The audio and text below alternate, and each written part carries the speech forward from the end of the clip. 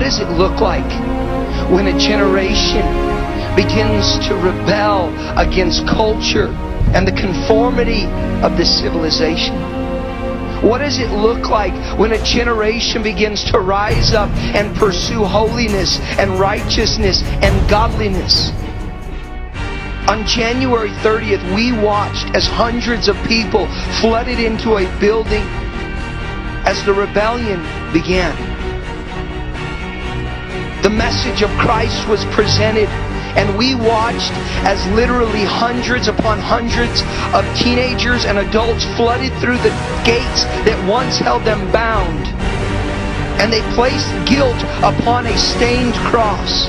And they dedicated their lives not for the night, not for the moment, but for eternity. What happens next? April 10th, we are launching our next attack. The revolution continues with the resistance. This generation is like that of Elijah.